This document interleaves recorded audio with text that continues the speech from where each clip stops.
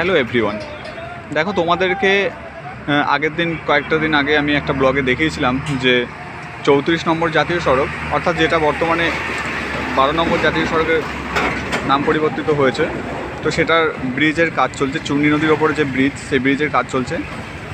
আজকে তোমাদের দেখাচ্ছি ব্রিজের কাজ কিন্তু অনেকটাই হয়ে এসেছে।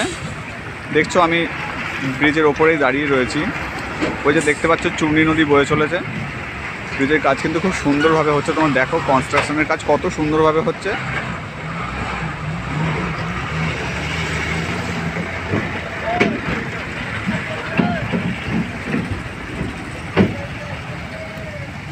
দেখো গাড়ি যাচ্ছে ব্রিজের ওপর দিয়ে।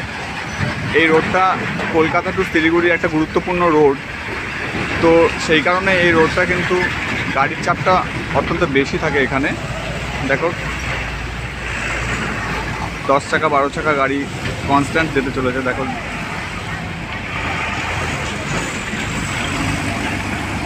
এই মুহূর্তে আমি যে জায়গাটায় দাঁড়িয়ে আছি সে জায়গাটা কম্পন অনুভূত হচ্ছে। গাড়িগুলো যখন যাচ্ছে একটা কম্পন অনুভূত হচ্ছে, মানে বোঝাই যাচ্ছে যে ব্রিজটা কতটা খারাপ পরিস্থিতির মধ্যে রয়েছে। যে পুরনো ব্রিজটা যেটা দিয়ে এখন বর্তমানে গাড়িটা চলছে, সেটা খুব খারাপ একটা পরিস্থিতির মধ্যে রয়েছে।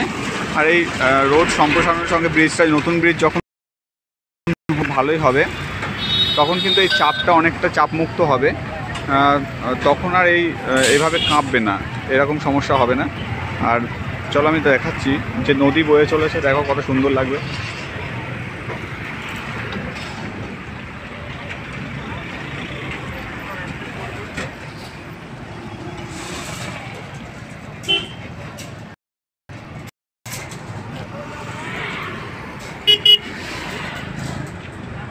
এই দেখো চূর্ণী নদী।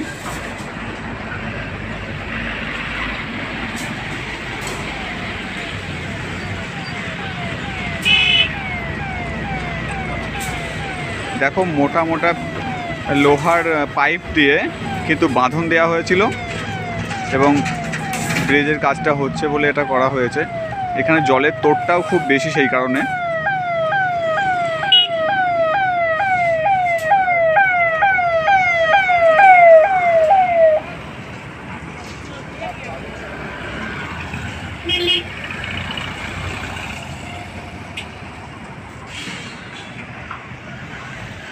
মানে উত্তরবঙ্গ দক্ষিণবঙ্গের মধ্যে সংযোগ রক্ষা করার জন্য এই রোডটা খুবই গুরুত্বপূর্ণ।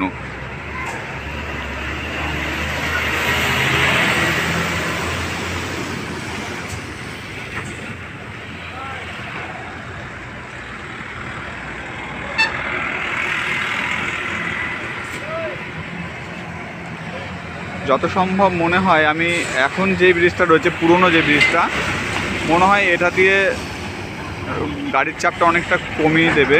আর যে নতুন ব্রিজটা হচ্ছে সেখান দিয়ে মূলত ভারী গাড়িগুলো, যেগুলো 10 চাকা 16 চাকা যেগুলো আছে, সেই গাড়িগুলো যাতায়াত করবে। তখন এই ব্রিজের চাপটা অনেকটাই কমে আসবে।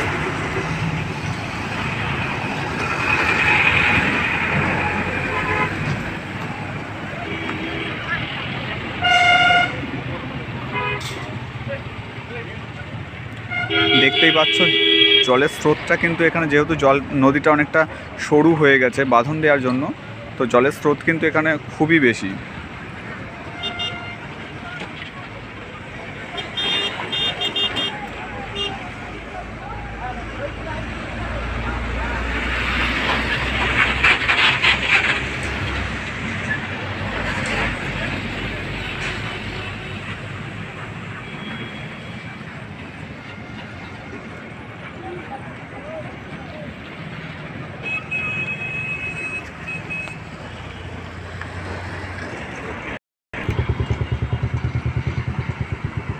দেখো নিচে কত মোটা একটা পিলার,